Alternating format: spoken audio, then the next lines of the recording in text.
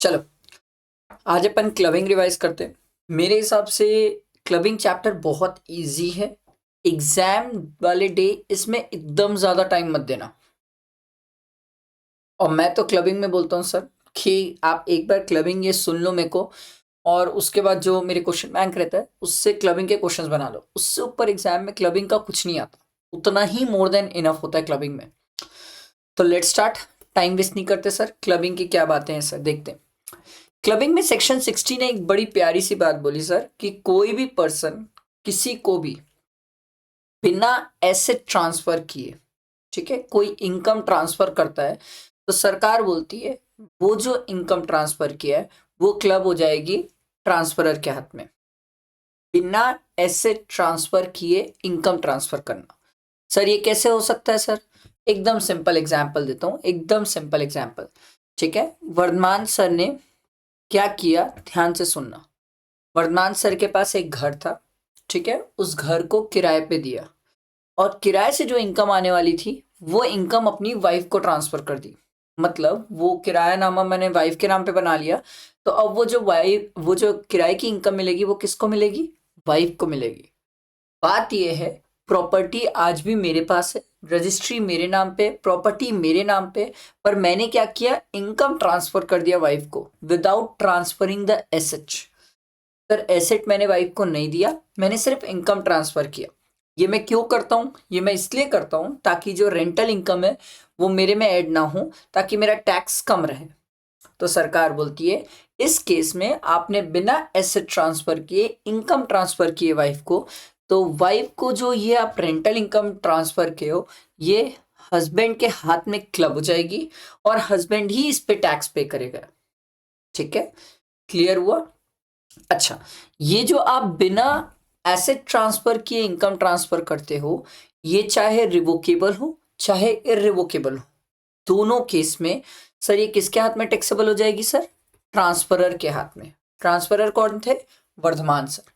बात ये होता है रिवोकेबल और इररिवोकेबल क्या होता है सर? रिवोकेबल वो होता है सर जहां पर कुछ टाइम पीरियड बाद वो एसेट मेरे पास वापस आएगी। मतलब मैंने अपनी वाइफ को 2 साल के लिए वो एसेट दी, 2 साल बाद वो एसेट मैं वाइफ से वापस ले लूंगा, दैट इज रिवोकेबल। इररिवोकेबल क्या होता है सर? जहां पर ये बोला जाता है सर कि एसेट मेरे पास नहीं आएगी।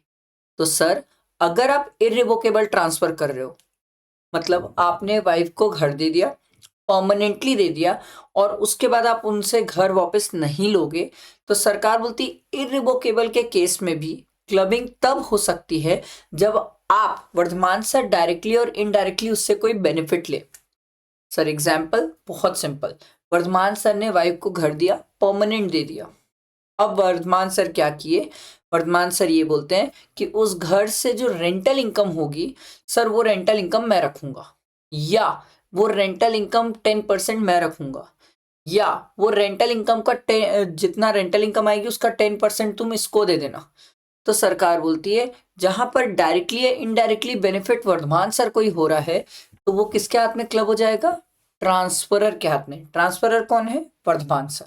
इन्होंने रिवोकेबल ट्रांसफर बताया सर। रिवोकेबल ट्रांसफर के केस में इनकम किसके हाथ में क्लब हो जाएगी? ट्रांसफरर के हाथ में। इन्होंने बोला सर 2 एक्सेप्शन है सर, 2 ऐसे केसेस हैं जिसको रिवोकेबल ट्रांसफर नहीं माना जाता। देखो sir, transfer not revocable during the life time of the transferee. मतलब मैंने बोला सर कि मैंने जैसे मान लो अपनी वाइफ को एसेट ट्रांसफर करी, मैंने वाइफ को बोला ये एसेट तब तक तुम्हारी है जब तक तुम जिंदा हो, अगर तुम मर गई तो ये एसेट मेरी है। सरकार बोलती है इसको इररिवोकेबल ट्रांसफर बोलेंगे इस केस में।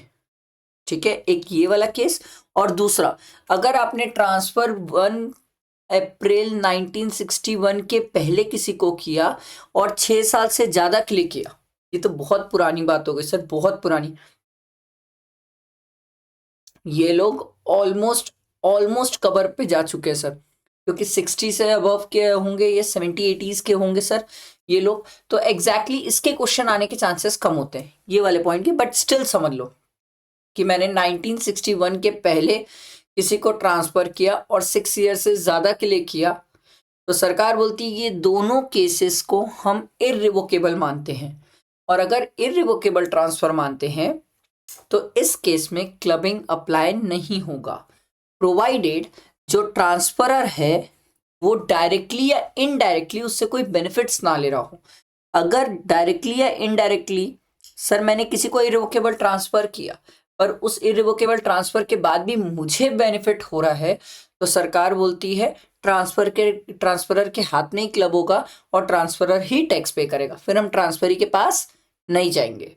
ट्रांसफरर कौन होता है? जो ट्रांसफर करता है। ट्रांसफरी कौन होता है? जिसे एसेट्स मिलती है, जिसे इनकम मिलती है। क्लियर हुआ सबको? बैठा दिमाग में? क्लियर हुआ? आगे बढ़ते। अब यहां से आप ना समझना बहुत इजी है, बहुत सिंपल है। पहला पॉइंट एकदम मस्त समझना, मैं आपको ना इसको ओरली बोलते रहूंगा, आप नोट्स बनाना चाहो तो बनाते जाना सर, बहुत अच्छे से नोट्स बनाना, मैंने क्लासेस में स्टूडेंट्स को नोट्स बनवाए थे सर, ठीक है। अब इसको ध्यान दो क्या होता है सर। ठीक है,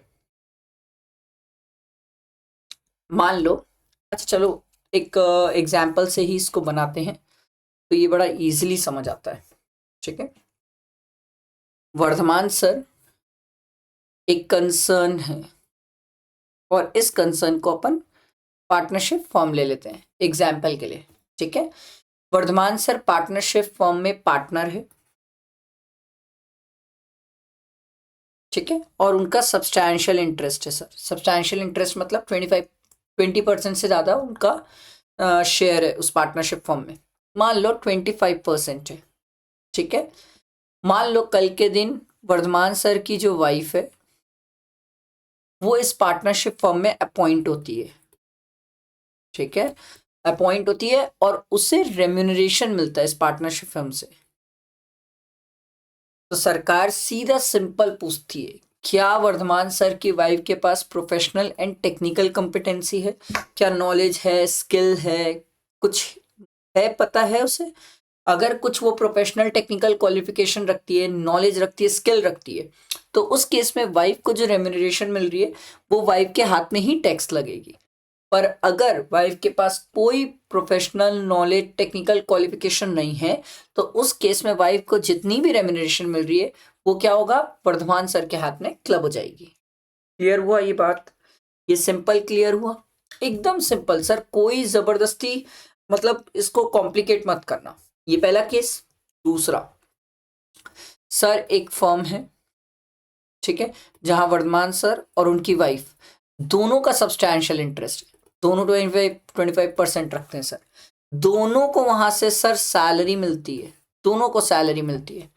सर क्या अभी भी क्लबिंग होगी? सरकार ने बोला डेफिनेटली सर, डेफिनेटली। सरकार पूछी आप ये बताइए सर किसकी सैलरी ज्यादा है? मैं बोला मान लो वर्धमान सर की सैलरी ज्यादा है, तो सरकार बोली वाइफ को जो सैलरी मिलती है वो वर्धमान सर के पास वर्धमान सर की सैलरी से क्लब हो जाएगी। मैं बोला अच्छा, मान लो अगर वाइफ की सैलरी ज्यादा होती तो बोले फिर वर्धमान सर की क्या बोलते हैं वाइफ के साथ क्लब हो जाती। तो इन्होंने सिंपल बोला अगर दोनों का सब्सटैंशियल इंटरेस्ट हो तो जिसकी भी सैलरी ज्यादा होती है उसके दूसरे के हाथ में क्लब हो जाती है, ठीक है। जिसकी भी सैलरी ज्यादा होती है दूसरे वाले की उसके हाथ में क्लब हो जाती है। एकदम सिंपल। अब एक स्टूडेंट का मन में क्वेश्चन आया सर ये जो हम इनकम निकाल के चेक करते हैं जिसकी भी इनकम ज्यादा होगी उसके हाथ में क्लब हो जाएगी, जिसकी भी इनकम ज्यादा होगी उसके हाथ में क्लब हो जाएगी, ठीक है। सैलरी तो नहीं बोलना चाहिए, जिसकी इनकम ज्यादा होगी उसके हाथ में क्लब हो जाएगी। अब एक स्टूडेंट का क्वेश्चन आया सर एक बात बताओ जब हम इनकम निकालने बैठेंगे वर्धमान सर की और उनकी वाइफ की इनकम निकालेंगे, ठीक है, इनकम निकालेंगे तो क्वेश्चन ये अराइज हुआ सर ये इनकम निकालते टाइम क्या ये सैलरी को भी कंसीडर करेंगे? नो, जो अमाउंट हमें क्लब करना होता है हम उसे कंसीडर नहीं करते, उसको छोड़ के वर्धमान सर की इनकम और वाइफ की इनकम चेक की जाएगी। जिसकी इनकम ज्यादा होगी, जैसे वर्धमान सर की इनकम ज्यादा है तो वाइफ को जो सैलरी मिलती है वो वर्धमान सर के ऊपर क्लब हो जाएगी। और मान लो वाइफ की इनकम ज्यादा है तो वर्धमान सर को जो सैलरी मिलती है वो वाइफ के हैंड पे क्लब हो जाएगी सर। क्लियर हुआ? बैठा दिमाग में? बहुत सिंपल केसेस है, एकदम आराम से समझोगे तो कोई दिक्कत नहीं आएगा। नेक्स्ट सर आपने स्पाउस को विदाउट एडिक्वेट कंसिडरेशन, मतलब आपने प्रॉपर कंसिडरेशन नहीं लिया और एसेट ट्रांसफर करी, ठीक है, प्रॉपर कंसिडरेशन नहीं लिया, एसेट ट्रांसफर करी, ये वाला केस समझो सर। जैसे वर्धमान सर है, वर्धमान सर ने अपनी वाइफ को हाउस ट्रांसफर किया, ठीक है, और वर्धमान सर ने वाइफ से 1 रुपए लिया, क्योंकि आपको भी पता है सर वाइफ से आप पैसे तो नहीं ले पाओगे, आपने सर 1 ही रुपए लिया वाइफ से। तो सरकार बोलती इस केस में सर आपने वाइफ से प्रॉपर कंसिडरेशन नहीं लिए। मैं बोला हाँ तुम लेके दिखा दो। सरकार बोली नहीं नहीं बात नहीं समझ रहे हो हमारी, हम ये बोलना चाह रहे कल के दिन आपकी वाइफ ने इसको रेंट पे दिया और रेंटल इनकम हुई सर, इनकम, तो ये इनकम जो है ना ये वर्धमान सर के हाथ में क्लब हो जाएगी, हम वाइफ से बात नहीं करेंगे। बात समझ आई? अब इसमें इन्होंने कुछ बातें बोली और ध्यान से सुनना, एकदम ध्यान से सुनना। सबसे पहला है सर सेक्शन 27 सर, सर ये कहाँ पढ़े अपन? IHP में सर, डीम्ड ओनर, सर जहां पर हम वाइफ को कोई एसेट ट्रांसफर करते हैं, हाउस प्रॉपर्टी ट्रांसफर करते हैं और सर एडिक्वेट कंसिडरेशन चार्ज नहीं करते, तो उस केस में सर हस्बैंड ही क्या मान लिया जाता है? डीम्ड ओनर मान लिया जाता है, ठीक है, क्रिस्टल क्लियर। क्लबिंग के लिए अपन क्या आते हैं? इनकम क्लब करने के लिए सेक्शन 64 में क्लबिंग करते हैं सर। सेक्शन 27 डीम्ड ओनर के लिए होता है, सेक्शन 64 क्लबिंग के लिए होता है। अब बात आगे समझना सर, जब वर्धमान सर वाइफ को जब ये एसेट दे रहे थे और जब ये एसेट से इनकम हो रही थी, ये दोनों टाइम पे सर हस्बैंड एंड वाइफ का रिलेशन होना जरूरी है सर, क्रिस्टल क्लियर। मतलब मान लो जब मैं एसेट दिया वाइफ को तब हम हस्बैंड वाइफ थे, और जब वो वाइफ ने उसको रेंट पे दिया तो उससे पहले हमारा अगर डिवोर्स हो गया तो उस केस में वो जो इनकम होती है वो मेरे हाथ में क्लब नहीं होगी, वो किसके हाथ में जाएगी? वाइफ के हाथ में। क्रिस्टल क्लियर, बैठा है दिमाग में? ठीक है। इसमें और कौन सा पॉइंट है जिसमें स्टूडेंट फंसता है? और कोई पॉइंट? क्योंकि मैंने तो स्टूडेंट्स को बताया तो यही एक पॉइंट है जहां पर सबसे ज्यादा स्टूडेंट फंसते हैं। अच्छा, इन केस यहाँ पर एक एक क्वेश्चन मैंने अपने क्वेश्चन बैंक में स्टूडेंट को कराया था कि हस्बैंड ने वाइफ को एडिक्वेट कंसिडरेशन में ट्रांसफर करी एसेट, मतलब वाइफ ने मान लो 50 लाख का घर है और वाइफ ने पूरा 50 लाख हस्बैंड को दिया, तो क्वेश्चन यही था कि क्या क्लबिंग होगी इस केस में रेंटल इनकम की? क्यों होगी भाई? जब वाइफ ने एडिक्वेट कंसिडरेशन दे दिया तो क्लबिंग की तो बात ही नहीं आती सर, क्लबिंग की बात ही क्यों आएगी सर? आ रही है बात समझ? बैठा दिमाग में? ये चीज का ध्यान रखना, ये चीज को लेके बहुत कंफ्यूज होते हैं स्टूडेंट, ठीक। नेक्स्ट सर, अगर आपने एसेट किसी और को ट्रांसफर करी, ठीक है, without adequate consideration for the benefit of spouse, इसका बेस्ट एग्जांपल क्या ले सकते हो सर? वर्धमान सर ने एक ट्रस्ट को एसेट ट्रांसफर करी और ट्रस्ट को ये जो घर ट्रांसफर किया हाउस, इससे जो रेंटल इनकम होगी, ठीक है, ये रेंटल इनकम मैंने इनको बोला मेरी वाइफ को दे देना। सरकार बोली भैया ये आप क्या कर रहे हो सर? किसी दूसरे पर्सन को ट्रांसफर कर रहे हो, किसके बेनिफिट के लिए? अपनी वाइफ के लिए, बेनिफिट के लिए। सरकार बोली ये जो रेंटल इनकम है ये आपके हाथ में क्लब हो जाएगी सर, ठीक है, बैठा दिमाग में? क्लियर हुआ ये सबको? ठीक है, ये तीसरा पॉइंट था सर। अब कुछ बातें ध्यान रखना। सबसे पहला, क्लबिंग सेम हेड में होती है, मतलब अगर मेरे वाइफ को रेंटल इनकम हो रही है तो मेरे भी IHP में ही क्लब होगा, ऐसा नहीं है कि उसकी रेंटल इनकम मेरे PGP में चल जाएगी, नो, सेम हेड पे क्लब होती है, ये चीज ध्यान रखना। अच्छा, आपको पता है एग्जाम वाले दिन हम इसको कैसे पढ़ते हैं? जितनी चीजें अभी तक आप लोगों ने वाइफ के लिए पढ़ी, ये वाला पॉइंट पढ़ा, ये वाला पॉइंट पढ़ा, सन्स वाइफ के लिए डिक्टो सेम है, डिक्टो सेम है। तो एक स्टूडेंट जब वाइफ के लिए पढ़ता है ना तो उसी वाइफ को वर्ड को रिप्लेस करके सन्स वाइफ, प्यार से बहू बोलते हैं सर, रिप्लेस कर दे सर सन्स वाइफ, तो अलग से वापस पढ़ना नहीं पड़ेगा, अलग से वापस पढ़ना नहीं पड़ेगा, टाइम सेव होता है सर। ये दोनों केस सन्स वाइफ पे भी एप्लीकेबल है, अलग से नहीं पढ़ना पड़ेगा, आपका टाइम बचेगा। मेरे को दिक्कत नहीं, मैं तो 2 बार और पढ़ा दूं सर, पर आप समझो ना, क्यों जबरदस्ती टाइम वेस्ट करना सर? जब सेम चीज है, सेम कंसेप्ट है, सब चीजें अंदर सेम लिखी है, बट सन्स वाइफ हो गई। अब एक स्टूडेंट का क्वेश्चन आया, सर मेरा एक क्वेश्चन था, मान लो सर हमने अगर अपने बेटे को कोई एसेट ट्रांसफर करिए तो? सर बेटा मेजर है, हाँ सर बेटा तो मेजर है, फिर क्लबिंग नहीं होगी। फिर क्लबिंग स्टार करके लिखो। यही सब तो नोट करना है आप लोगों को, और क्या नोट करना है, स्टार करके लिखो। अगर मैंने अपने बेटे को ट्रांसफर करी एसेट और बेटा मेजर है तो उस केस में क्लबिंग नहीं होगी सर, उस केस में क्लबिंग नहीं होती है सर। ठीक है, ध्यान रखना, ये छोटी छोटी बातें हैं जो आपको ध्यान रखनी है सर। ये वाला पॉइंट भी सन्स वाइफ के लिए सर, आप जहां वाइफ पढ़ते हो वहां सन्स वाइफ भी पढ़ लो सर।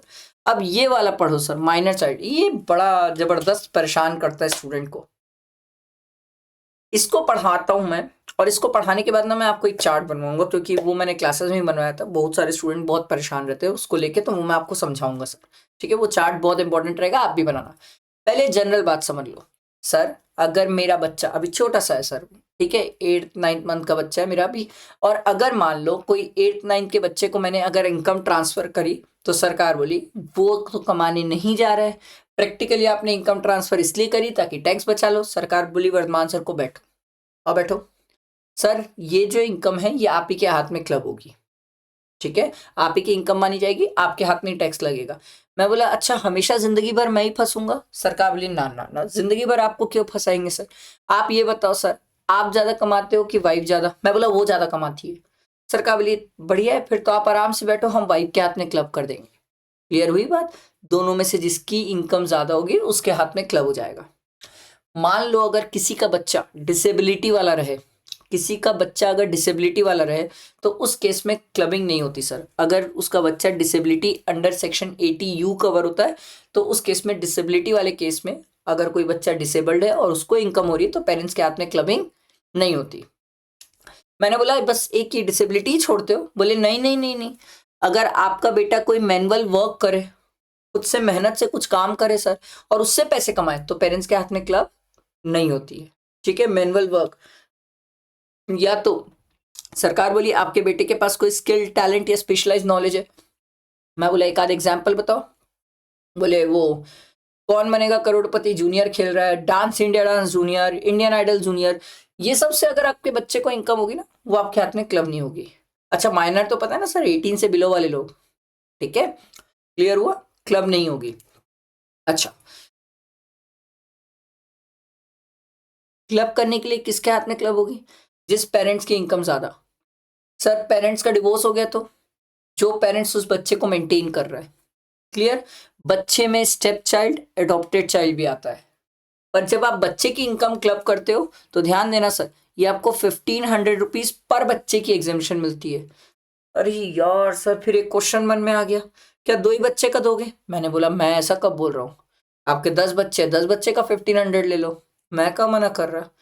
जितनी भी 10 बच्चे की इनकम, हर बच्चे का 1500 माइनस कर लेना सर, पर बच्चा मिलता है ये, पर बच्चा, कोई लिमिट नहीं है बच्चे की। सर अगर मैं 115 BSc ले लिया तो, अगर आप डिफॉल्ट टैक्स रिजिम में चले तो ये नहीं मिलेगा सर, 1500 की फिर एग्जामिशन नहीं मिलती है सर। आ रही है बात समझ? बैठा दिमाग में?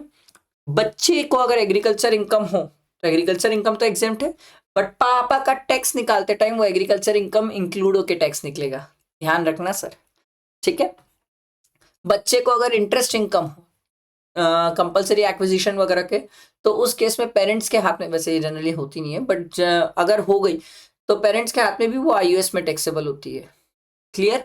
अब मेरे को आपको कुछ सिखाना है, बस अब मेरे को आपको कुछ सिखाना है, और आपका 100% ध्यान मेरे तरफ होना चाहिए, 100 भी नहीं, 110% ध्यान मेरे तरफ होना चाहिए, पूरा ध्यान। 2 केसेस है, बहुत इंपॉर्टेंट है, 2-3 केसेस है, ठीक है।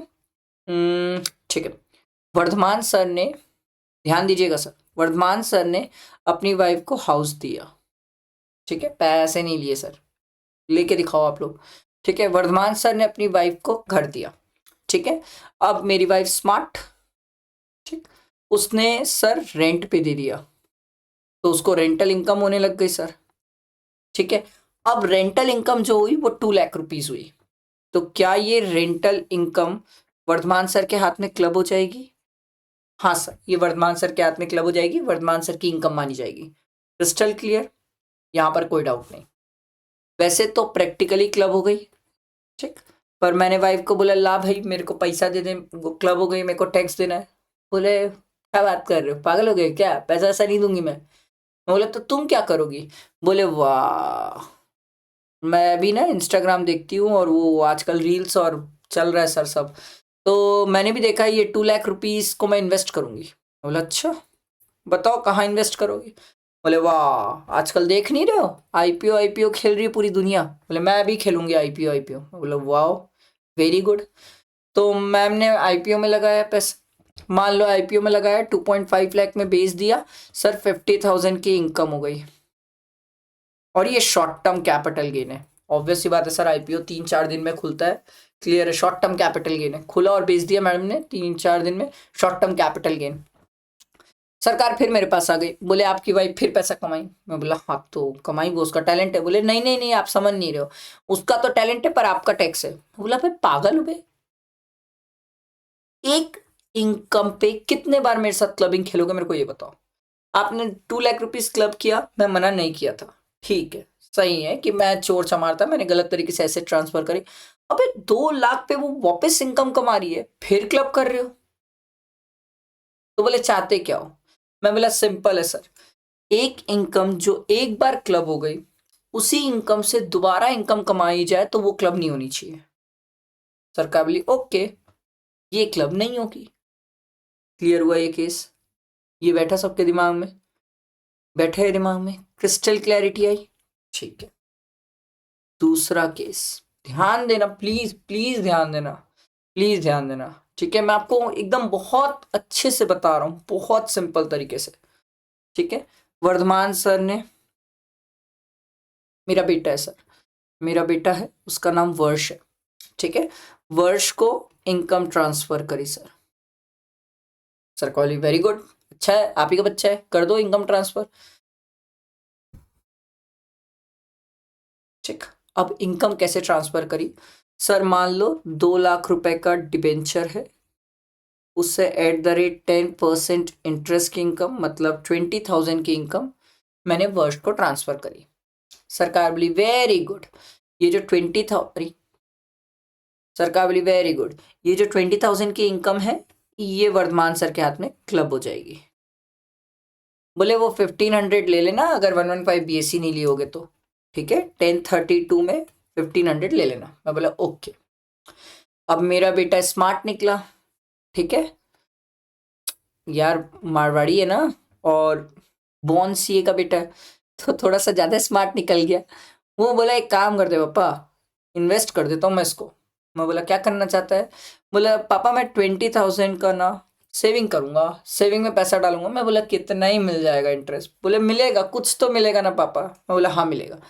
बोला पापा मैं 20,000 डाल देता हूँ पैसा, मैं साल भर नहीं निकालूंगा। मैं बोला मान ले तू साल भर नहीं निकालता तो 6% एफडी में इंटरेस्ट मिलता है 1 साल का, तो 1 साल की एफडी कर ले तो 1200 तेरे को इंटरेस्ट मिल जाएगा।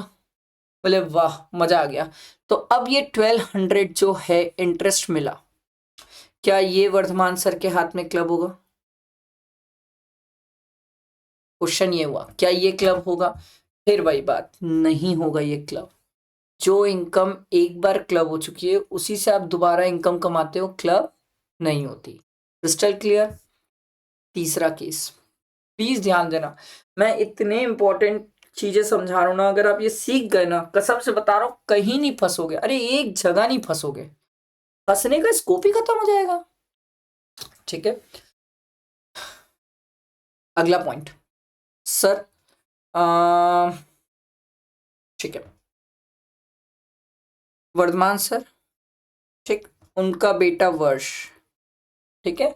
अब मान लो उसके पास स्किल है, और उसके पास स्किल ये है कि मान लो वो डांस इंडिया डांस या क्या कोई भी स्किल मान लो यार, dance India dance, Indian Olympic में चले गया, कहाँ कहाँ कहाँ कहाँ चले गया, उसके पास स्किल है, ठीक है।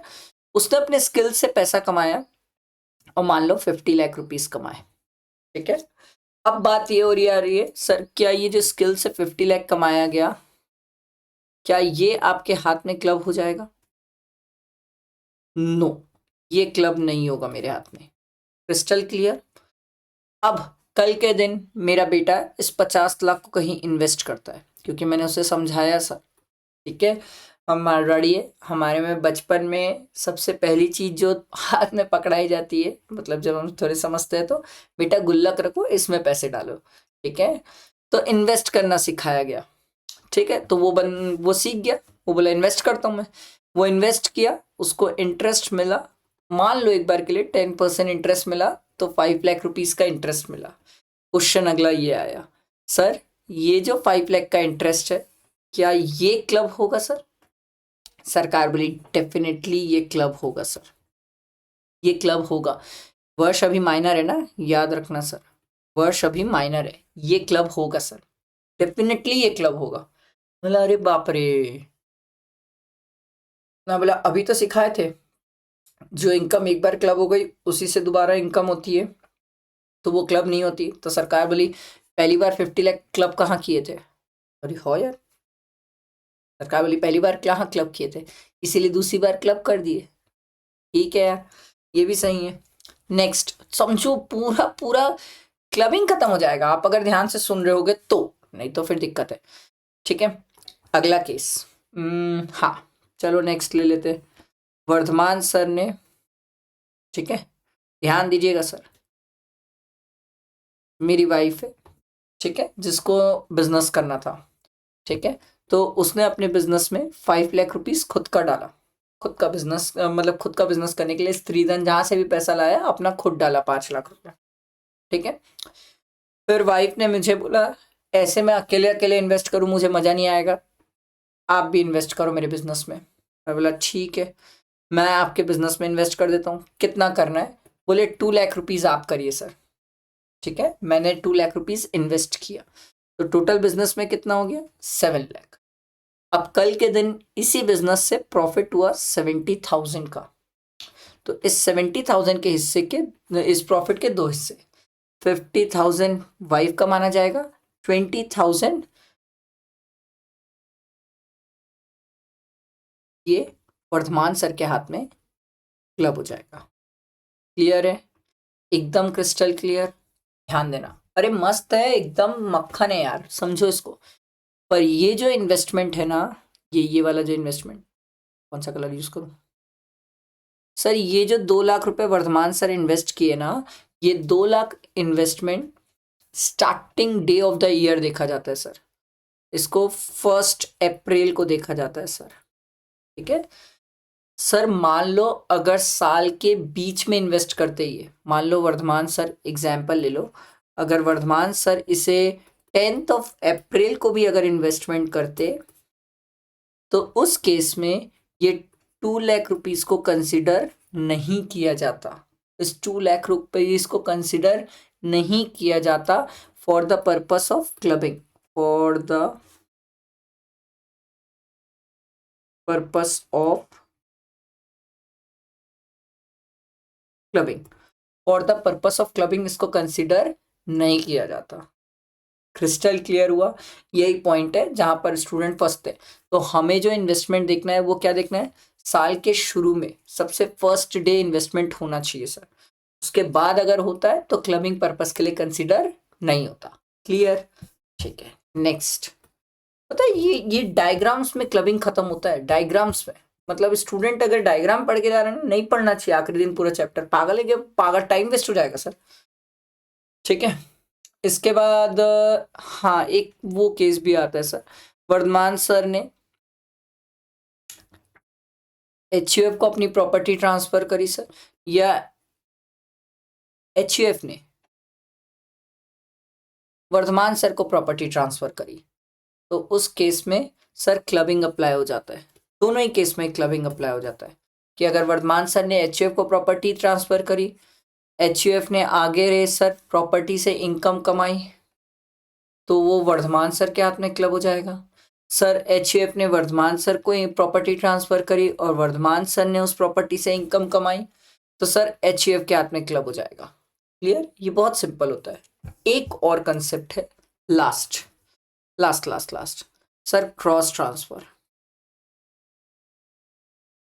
ये लास्ट, एकदम लास्ट सर, मान लो वर्धमान सर, उनकी वाइफ, मेरे भैया, उनकी वाइफ, वर्धमान सर अपनी वाइफ को डायरेक्टली नहीं दे रहे हैं पैसा, वर्धमान सर क्या किए, अपने भैया की वाइफ मतलब मेरी भाभी, ठीक है, उनको 5 लाख रुपीस ट्रांसफर किए।